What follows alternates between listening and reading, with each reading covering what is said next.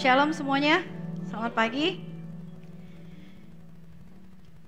Saudara, gereja kita sudah berdiri sekitar 2,5 tahun. Nanti bulan Agustus kita akan memasuki tahun ketiga, saudara. Dan saya bersyukur dengan apa yang Tuhan sudah lakukan di gereja ini, segala berkat yang Tuhan sudah berikan, pimpinannya, hikmatnya yang Dia berikan kepada kita sepanjang 2,5 tahun ini. Saudara, hari ini sharing saya yang pertama di tahun 2025. Untuk saudara-saudara yang baru datang tahun ini, saya mengucapkan Happy New Year, selamat tahun baru.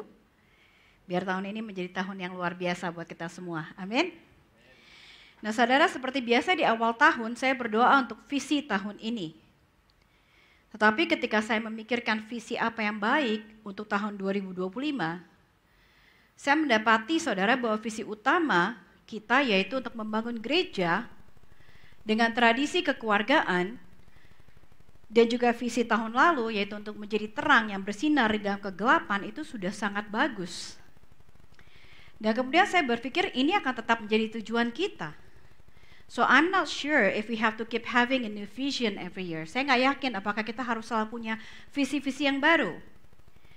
Maka saya merasa bahwa tahun ini saya nggak mau memakai kata visi. Karena kata visi itu menunjukkan dengan apa yang mau kita capai, goal kita, tujuan kita, sementara kita sudah mempunyai tujuan. Tapi saya ingin memakai kata tema di tahun ini. Karena kata tema merujuk kepada apa yang mau kita dalami, apa yang mau kita pelajari di tahun ini. Sehingga kita akan semakin dekat di dalam mencapai tujuan kita sebagai gereja keluarga Kristus. Maka saudara, di awal tahun ini saya mengambil waktu kemarin awal-awal tahun untuk merenungkan apa yang paling dibutuhkan oleh gereja kita. Di akhir tahun itu ada banyak ide, banyak saran, ada banyak pertanyaan tentang bagaimana sih supaya gereja kita bisa semakin banyak jemaat, bagaimana agar gereja ini bisa menjadi ramai, bagaimana kita bisa menarik orang-orang untuk datang ke gereja kita. Program apa yang bisa dijalankan? Haruskah kita memperbarui konten media sosial kita, upgrade supaya lebih menarik? Haruskah kita melakukan program khusus untuk youth, sehingga banyak youth akan datang, anak-anak muda banyak yang akan datang ke gereja kita? Saudara, semua pertanyaan ini valid dan semua saran yang diberikan itu adalah sangat bagus. Tetapi ketika saya datang mencari Tuhan dan saya membawa semua ini ke dalam doa, saya merasa bahwa Tuhan memimpin saya ke arah yang berbeda. Karena fokus saya tidak lagi kepada jumlah jemaat, fokus saya tidak lagi kepada program atau strategi yang bisa dilakukan, tetapi ada satu pertanyaan timbul di hati saya, saudara. Apa yang Tuhan inginkan bagi kita sebagai gerejanya?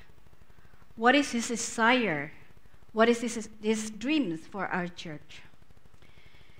Dan Tuhan membawa perhatian saya kepada Yohanes 17. Saudara, di Yohanes 17 itu berisi doa Yesus yang Yesus panjatkan beberapa saat sebelum Dia ditangkap. Dan di sini Yesus tidak hanya berdoa untuk dirinya, Dia tidak hanya berdoa untuk murid-muridnya, tetapi Yesus berdoa untuk kita, untuk orang-orang percaya. Doa ini menunjukkan isi hati Yesus bagi gerejanya. Saudara, kita bisa membayangkan kalau kita berada di masalah krisis dalam hidup kita, ketika kita berdoa, hal-hal yang keluar dari mulut kita, yang kita panjatkan di dalam doa kita, adalah hal-hal yang sangat penting bagi kita, ya kan? Kita langsung kalau lagi ada masalah langsung ke tujuannya. Dan kita bisa lihat Yesus berdoa di saat-saat kritis di Yohanes 17, khususnya pasal ayat 20 sampai 23. Di saat krisis itu Dia berdoa untuk kita. Dan Dia berdoa untuk kesatuan tubuh Kristus. Maka kita bisa melihat betapa pentingnya kesatuan tubuh Kristus bagi Yesus. Nah, saya mau ajak kita semua untuk menelusuri doa Yesus ini dan untuk menemukan apa yang Yesus ajarkan kepada kita tentang kesatuan.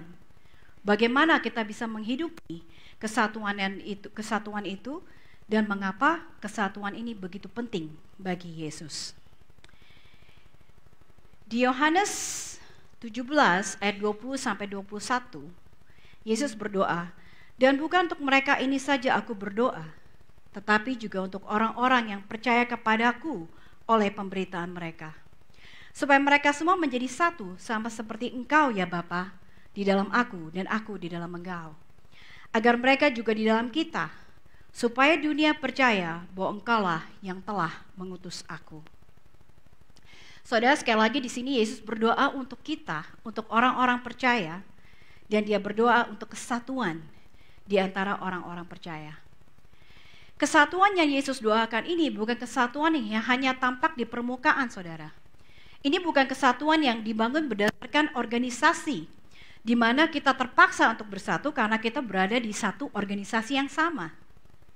Ini juga bukan tentang kesatuan di mana semua orang harus sepakat di dalam segala hal, bahkan hal-hal yang kecil sekalipun.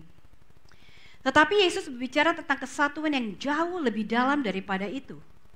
Ia berbicara tentang kesatuan secara roh. Perhatikan bahwa Yesus berkata agar mereka menjadi satu sama seperti Engkau di dalam aku dan aku di dalam Engkau. Jadi kesatuan yang dimaksud Yesus adalah kesatuan yang sama seperti kesatuan yang dimiliki oleh Bapa dan oleh Yesus.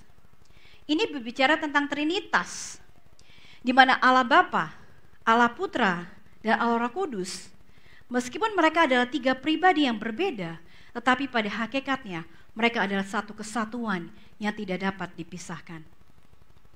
Dan kesatuan inilah dimaksud oleh Yesus, saudara.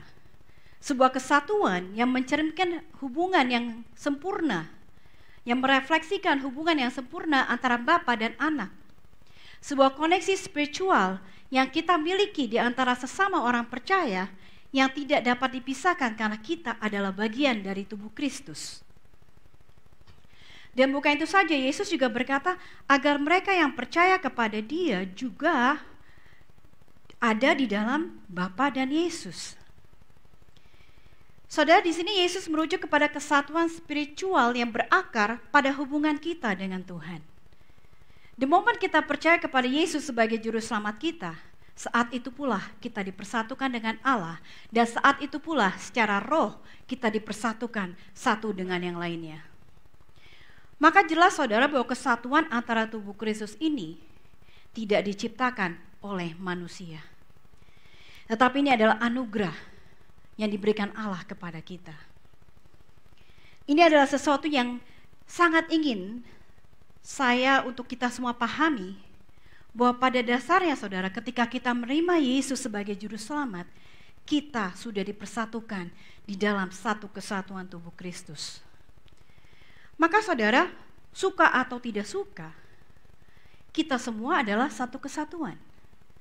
You don't get to choose dengan siapa kita bersatu. Sama halnya seperti saya tidak bisa memilih siapa yang akan menjadi kakak saya atau adik saya atau anggota keluarga saya. Kita lahir di dalam keluarga yang tidak kita pilih. Jadi saudara, apakah saya memiliki satu pemahaman dengan Anda atau tidak? Saya tidak bisa menyangkal fakta bahwa kita semua adalah sama-sama orang percaya. Perbedaan antara saya dengan Anda tidak dapat menyangkal fakta bahwa Tuhan telah menjadikan kita satu kesatuan tubuh Kristus. Amin. Namun saudara, kita harus menyadari bahwa kesatuan ini bukan sesuatu yang terjadi natural di dalam hidup kita. Memang kesatuan itu diberikan oleh Kristus dan sudah terjadi dalam kita secara roh. Tetapi untuk memelihara kesatuan itu dan untuk memanifestasikannya di dalam hidup kita adalah merupakan tanggung jawab kita. Dan itulah mengapa Yesus berdoa untuk kesatuan ini, saudara. Karena Yesus tahu bahwa nature dosa kita sebagai manusia akan cenderung membawa kita pada keegoisan dan kepada perpecahan. Kita naturally menginginkan segalanya untuk terjadi sesuai dengan keinginan kita. Dan ketika orang lain tidak setuju, ketika ada orang yang tidak sepaham dengan kita kemudian cenderung menjauh dari mereka. Oleh sebab itu Yesus ingin kita senantiasa untuk tinggal di dalam Dia, agar kita beroleh kemampuan, beroleh kekuatan, beroleh hikmat untuk memelihara kesatuan yang sudah Dia berikan kepada kita. Kesatuan kita satu dengan yang lain, saudara, adalah cerminan dari kesatuan kita dengan Yesus. Semakin dekat kita kepada Dia, semakin dekat juga kita satu dengan yang lain. Saudara ingat ilustrasi segitiga, di mana Yesus ada di atas, di pojok atas, dan kita di dua sudut yang berbeda. Ketika kita sama-sama mencari Tuhan, semakin kita dekat dengan Tuhan, semakin kecil juga jarak antara kita. Maka semakin dekat kita dengan Kristus, semakin dekat kita satu dengan yang lain. Tetapi terkadang, saudara, kita mencoba menciptakan kesatuan ini tanpa melibatkan Allah. Seringkali kita memaksakan untuk menciptakan kesatuan antara tubuh Kristus tanpa kita mau membina hubungan dengan Tuhan terlebih dahulu. Dan saudara, ketika hal ini kita lakukan, seringkali kita terjebak di dalam pengertian yang salah tentang kesatuan. Seringkali kita jatuh ke dalam satu dari dua ekstrem yang berbeda. Ekstrem yang pertama adalah ketika kita berusaha menciptakan kesatuan melalui keseragaman. Saudara, kita harus paham bahwa kesatuan itu bukan berarti seragam. Keseragaman menuntut agar semua orang berpikir sama, bertindak sama, terlihat sama, memiliki cara pandang yang sama. Semua orang diharapkan menyesuaikan diri menurut standar yang sudah ditentukan. Dan mereka yang berbeda cenderung ditolak atau dihakimi. Standar yang berkata, I want you to think the way I think. Maka ketika ada masalah, saya mau engkau menyelesaikannya dengan cara saya. Apa yang saya sukai, kamu harus sukai. Apa yang saya tolak, engkau harus tolak. Saudara, ini bukan kesatuan. Ini namanya controlling. Kesatuan justru merayakan, mengappreciate, dan menerima perbedaan-perbedaan yang ada. Kesatuan ini sama seperti kesatuan Allah, Trinitas, di mana Allah Trinitas mereka memiliki, meskipun mereka berbeda, tetapi mereka memiliki tujuan yang sama. Dan di dalam tujuan itu, mereka memiliki fungsi yang berbeda. Contohnya di dalam karya penebusan manusia, saudara. Allah Bapa, dia menginisiasikan, dia merencanakan keselamatan manusia. Allah Putra, dia melakukan tugasnya sebagai penebus manusia, di mana dia mati di kayu salib. Dan Allah Roh Kudus, dia menginsafkan kita, dia mengaplikasikan keselamatannya dengan menginsafkan kita, melahirkan barukan kita, dan melakukan proses sanctification, melakukan proses pengudusan di dalam hidup kita. 3 pribadi, tapi satu kesatuan. 3 fungsi, tapi satu tujuan. Begitu juga di dalam gereja, saudara. Perbedaan justru seharusnya memperkaya dan melengkapi, bukan menjadi alasan buat kita menjadi terpecah. Ketika kita memaksakan keseragaman, maka yang terjadi adalah penghakiman terhadap mereka yang tidak memenuhi standar kita. Dan justru di situ perpecahan akan terjadi. Tetapi ada juga ekstrem yang lain, saudara, di sisi yang lain, yaitu kompromi terhadap kebenaran. Dalam upaya untuk menjaga perdamaian atau untuk menghindari konflik dengan dalih kasih, kadang kita terjebak untuk mentoleransi dosa atau menerima pandangan yang tidak sesuai dengan Alkitab. Namun saudara, kita perlu menyadari bahwa kesatuan yang didoakan oleh Yesus tidak dapat kita capai dengan mengorbankan kebenaran. Kesatuan yang sejati itu harus dibangun di atas kebenaran firman Tuhan. Jadi saudara, memelihara kesatuan itu memang tidak mudah, sulit. Karena itu bertentangan dengan nature kita sebagai manusia. Maka ketika kita berusaha melakukannya sendiri tanpa melibatkan Tuhan, kita akan cenderung fokus pada apa yang memisahkan kita, bukan kepada apa yang menyatukan kita. Atau kita juga akan terjebak di ekstrem satunya, di mana kita menerima hal-hal yang bertentangan dengan firman Tuhan atas nama kesatuan. Maka saudara, kita perlu memahami apa yang menjadi dasar dari kesatuan yang diinginkan oleh Yesus. Dasar pertama dari kesatuan yang alkitabiah adalah memahami bahwa kita memiliki identitas yang sama di dalam Kristus. Yohanes 17 ayat 22 berkata, "Dan aku telah memberikan kepada mereka kemuliaan yang engkau berikan kepadaku supaya mereka menjadi satu, sama seperti kita adalah satu." Saudara, apa yang dimaksud dengan kemuliaan yang diberikan Bapa kepada Yesus? Mari kita lihat di 2 Petrus 1 ayat 17. Kami menyaksikan bagaimana ia menerima kehormatan dari kemuliaan dan kemuliaan dari Allah Bapa ketika datang kepadanya suara dari yang maha mulia yang mengatakan apa, saudara? Inilah anak yang kukasihi, kepadanya lah aku berkenan. Kemudian Roma 1 ayat 4. Dan menurut Roh Kekudusan dinyatakan oleh kebangkitannya dari antara orang mati bahwa ia adalah anak Allah yang berkuasa, Yesus Kristus Tuhan kita. Saudara, kemuliaan yang diberikan Bapa kepada Yesus adalah bahwa Bapa menyatakan kepada dunia, dia mendeklarasikan kepada dunia bahwa Yesus Kristus adalah anaknya. Dia menyatakan kepada dunia kesatuannya antara Bapa dengan Yesus. Dia mendeklarasikan kepada dunia bahwa Yesus adalah Tuhan. Saudara, kemuliaan ini yang diberikan Bapa kepada Yesus, Yesus berkata dia berikan juga kepada kita. Yaitu di mana kita diangkat menjadi anak-anak Allah. Sama seperti Bapa menyatakan Yesus sebagai anak yang terkasih, kita pun dinyatakan sebagai anak-anaknya melalui Kristus. Kita pun dipersatukan dengan Kristus. Inilah dasar dari kesatuan kita, saudara. Setiap orang percaya, tidak peduli latar belakang mereka, tidak peduli kepribadian mereka atau tingkat kedewasaan mereka, semua memiliki identitas yang sama di dalam Kristus. Kita adalah anak-anaknya yang memperoleh perkenanan Tuhan dan dipersatukan dengan Dia.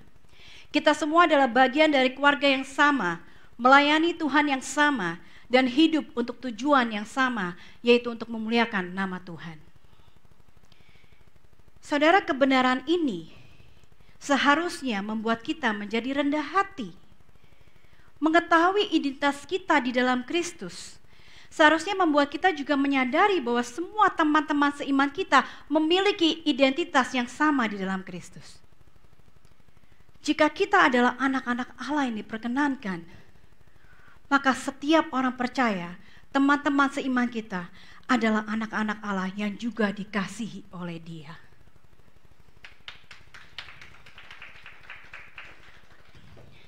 Saudara, kita semua memiliki identitas dan hak yang sama. Gak ada dari kita yang memiliki hak istimewa yang lebih besar daripada orang-orang percaya lainnya, siapapun kita. Kita semua sama-sama dikasihi oleh Allah, sama-sama diampuni oleh Allah, dan sama-sama memiliki persekutuan dengan Roh Allah. Maka menyadari hal ini seharusnya membuat kita lebih berhati-hati di dalam menghakimi teman-teman kita seiman. Karena kita semua telah memperoleh perkenanan Tuhan. Tuhan sudah mengampuni kita dan Dia sudah menerima kita semua. Saudara ingat ketika Petrus sedang berdoa dan kemudian dia mendapat penglihatan di mana ia melihat langit terbuka dan ada kain turun dari langit, dan di dalam kain itu ada binatang menjalar, ada binatang berkaki 4, ada burung. Lalu dalam doanya dia mendengar suara berkata, "Petrus, bangun, sembelih dan makanlah." Kemudian Petrus menjawab, "Enggak Tuhan, aku enggak akan pernah makan apapun yang haram atau tidak tahir." Tetapi Tuhan menjawab, "Apa yang sudah Allah nyatakan halal, jangan kamu anggap haram." Hal ini terjadi 3 kali, lalu kain itu diangkat kembali ke langit. Petrus bertanya-tanya, apa arti penglihatan ini? Tetapi akhirnya ia mengerti bahwa Allah sedang mengajarkan satu hal, yaitu bahwa semua orang, terlepas dari latar belakangnya, mereka layak menerima kasih dan keselamatan yang sudah diberikan oleh Allah. Maka saudara, apa yang Tuhan katakan layak, jangan kita katakan tidak layak. Siapa yang sudah diampuni Tuhan, siapa yang sudah disatukan di dalam tubuh Kristus, jangan kita anggap tidak layak. Tetapi dasar ini, saudara, harus diseimbangkan dengan dasar kedua, yaitu kebenaran firman Tuhan. Kesatuan yang sejati harus berakar pada kebenaran firman Tuhan. Di Yohanes 17 ayat 17 berkata, kuduskanlah mereka di dalam kebenaran, firman-Mu adalah kebenaran. Ini doa Yesus, saudara. Sebelum Yesus berdoa untuk kesatuan di dalam tubuh Kristus, dia berdoa agar untuk murid-muridnya, dan saya juga percaya dia berdoa untuk kita di dalam hal ini, agar Bapa menguduskan kita semua di dalam kebenaran. Saudara, ketika kita lahir baru, secara posisi, secara standing, kita sudah dikuduskan. Ini yang kita kenal sebagai justification, atau dibenarkan oleh Allah. Kemudian di dalam kehidupan kita, ketika kita berhubungan dengan Roh Kudus, kita tunduk kepada pimpinan Roh Kudus. Di sini Roh Kudus mengubahkan kita, dan kita mengalami proses yang dinamakan pengudusan atau progressive sanctification, di mana kita semakin hari semakin diubahkan menjadi seperti Kristus. Dan ketika kita semakin diubahkan menjadi seperti Kristus, saudara, kita menjadi semakin satu dengan Kristus. Dan saat kita menjadi semakin satu dengan Kristus, otomatis kita juga akan menjadi satu dengan yang lainnya. Dan cara utama Roh Kudus menguduskan kita adalah melalui firman-Nya. Maka semakin kita tunduk kepada firman Tuhan, semakin kuat hubungan kita dengan teman-teman kita seiman. Karena kesatuan ini berpusat kepada Kristus dan berpusat kepada firman-Nya. Oleh sebab itu, untuk memelihara kesatuan, saudara, kita perlu memahami apa yang menjadi dasar-dasar kebenaran firman Tuhan. Maka di dalam memelihara kesatuan yang Tuhan sudah berikan, kita harus mengerti doktrin mana yang esensial. Seperti misalnya sifat Kristus yang tanpa dosa, dual nature Kristus di mana dia ada 100% Allah dan 100% manusia. Trinitas, keselamatan adalah oleh anugerah melalui iman kepada Yesus Kristus. Hal-hal yang tadi tidak dapat dikompromikan, saudara. Tetapi di luar hal-hal ini, ada banyak perbedaan yang bersifat non-esensial, seperti gaya ibadah, lagu apa yang dinyanyikan, lagu yang hype atau hymn, cara penyampaian khotbah, apa yang boleh dimakan dan tidak boleh dimakan, dan lain sebagainya. Saudara, perbedaan ini tidak seharusnya memecah belahkan kita. Alkitab dengan jelas mengajarkan bahwa kita tidak seharusnya memisahkan diri kita dari sesama orang percaya hanya karena kita tidak sepakat di dalam hal-hal tertentu. Alkitab tidak pernah mengajarkan kita untuk memutuskan persekutuan dengan orang percaya hanya karena perbedaan dalam isu-isu yang non-esensial. Memang kita dipanggil untuk melawan ajaran sesat. Kita dipanggil untuk melawan doktrin-doktrin yang palsu. Tetapi perselisihan di dalam hal-hal yang kecil tidak seharusnya menjadi alasan untuk perpecahan. Tapi saudara, dalam kenyataannya, seringkali kita perhatikan tubuh Kristus terpecah, bahkan bukan karena masalah doktrin. Kita bisa lihat waktu pemilu tahun lalu, saudara, banyak orang-orang percaya yang kemudian bertentangan dan kemudian terpecah karena mereka mendukung paslon yang berbeda. Nggak ada hubungannya dengan doktrin, saudara, tetapi mereka tetap terpecah. Apa yang sesungguhnya mereka pertahankan? Apa yang sesungguhnya mereka bela, saudara? Inilah mengapa kita perlu mengerti kebenaran firman Tuhan. Dan inilah mengapa kita perlu bersandar kepada hikmat dari Roh Kudus, agar kita bisa mengerti hal-hal mana yang harus dipertahankan dan hal-hal mana yang tidak esensial. Dasar ketiga dari kesatuan yang alkitabiah adalah kasih.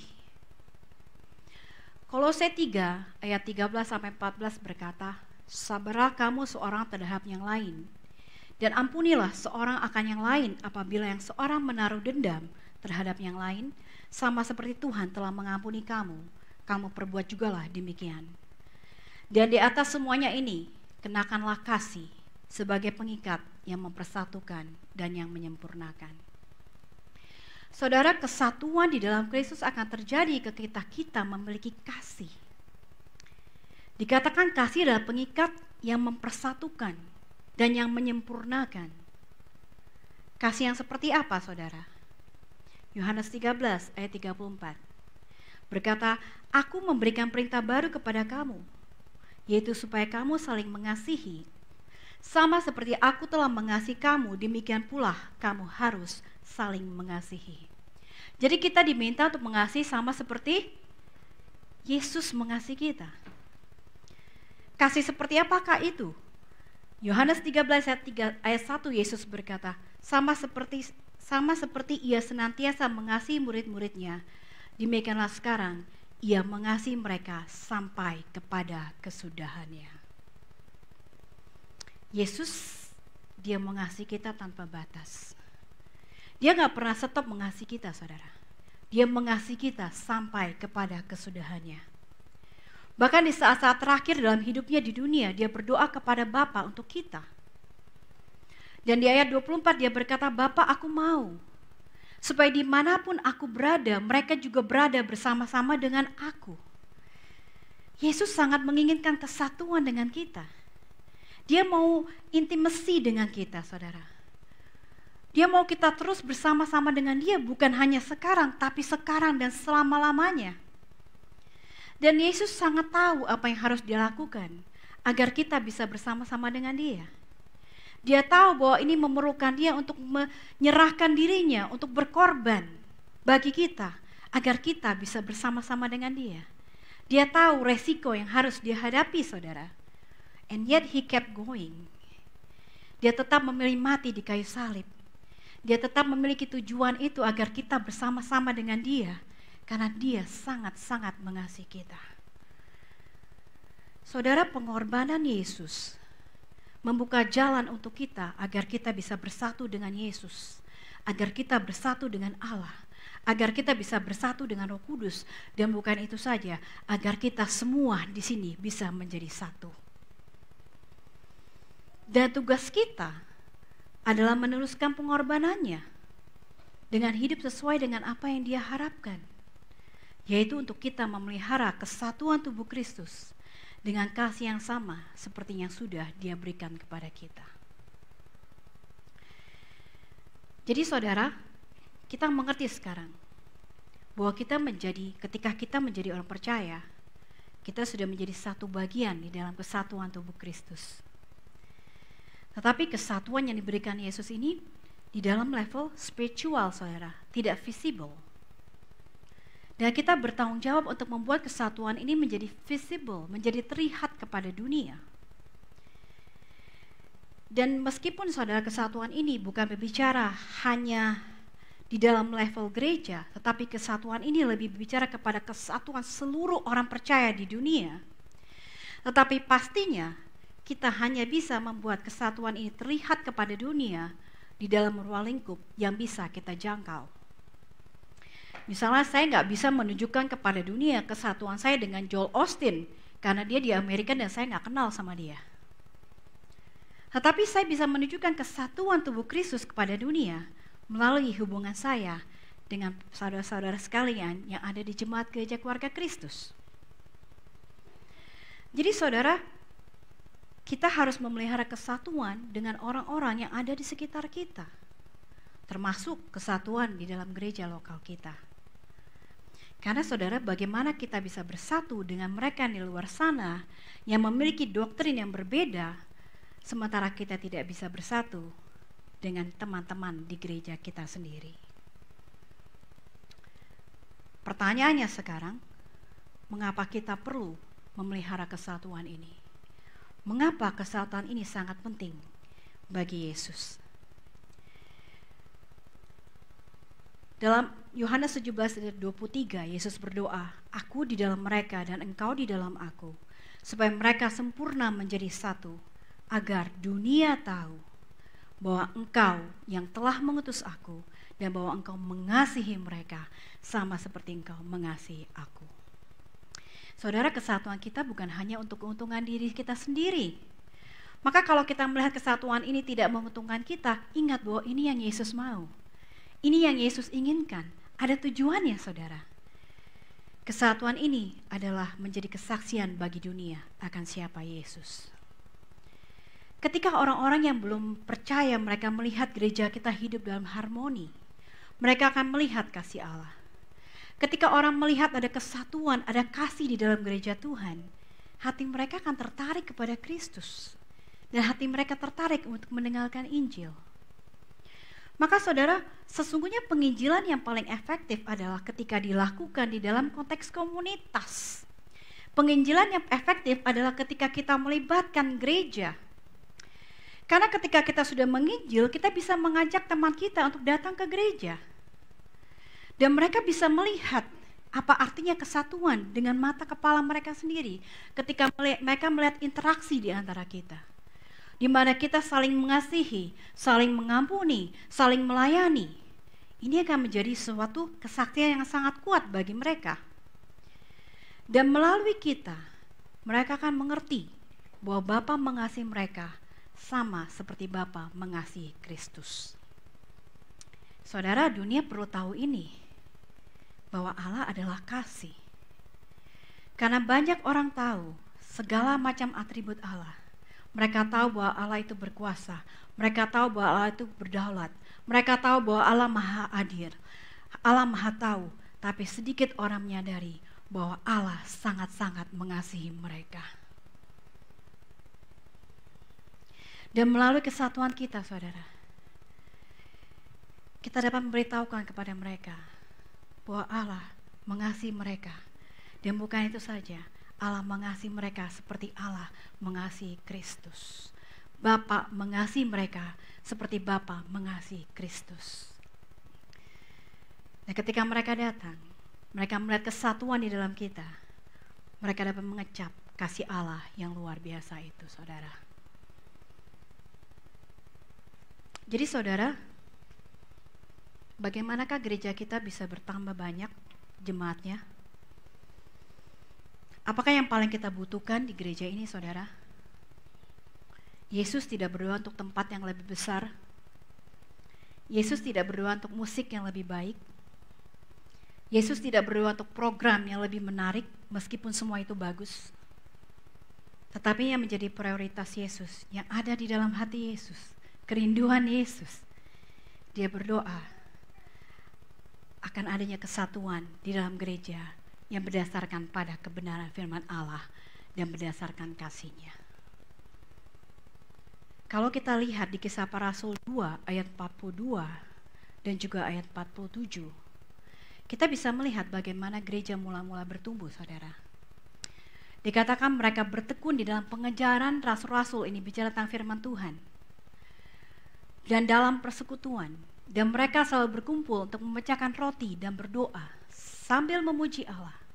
Dan mereka disukai semua orang.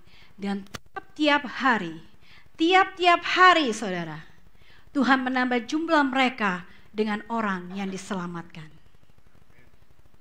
Saudara, kunci pertumbuhan gereja adalah komitmen pada pengajaran firman Tuhan. Komitmen untuk berkumpul bersama, mengenang pengorbanan Yesus yang sudah Dia lakukan bagi kita. Komitmen untuk memuji bersama, berdoa bersama, saling menguatkan di dalam kasih dan di dalam kesatuan tubuh Kristus. Dan kemudian setiap hari Tuhan menambah jumlah mereka.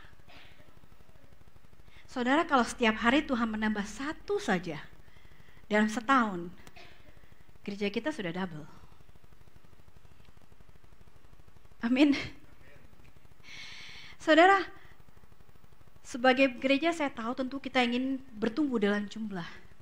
Kita ingin jemaat kita lebih banyak biar lebih seru. Tetapi saat ini bukan menjadi fokus utama saya. Yang paling saya inginkan adalah agar gereja kita bertumbuh di dalam pemahaman yang benar akan firman Tuhan. Dengan begitu kita dapat saling mengasihi. Kita dapat menjaga kesatuan yang Yesus sudah anugerahkan, sudah berikan kepada kita. Saudara, saya ingin gereja kita menjadi tempat di mana setiap orang mengenal satu dengan yang lain. di mana gereja kita menjadi satu komunitas yang akrab dan penuh dengan keintiman. Tempat di mana kita diterima apa adanya, tetapi juga dikoreksi dengan kasih ketika kita berbuat salah. Saudara, saya percaya bahwa ketika kita menjaga kesatuan kita, maka Tuhan sendiri yang akan menambahkan jumlah kita setiap hari. Karena hati Tuhan, saudara, Dia rindu untuk membawa lebih banyak orang-orang yang Dia kasihi untuk tinggal di dalam komunitas yang benar-benar mencerminkan karakternya. Hati Allah, Dia ingin umatnya berada di tempat yang aman, di mana kasih-Nya dinyatakan dan di mana kebenarannya dihidupi. Karena itu saudara, tahun ini kesatuan di dalam Kristus akan menjadi tema utama kita.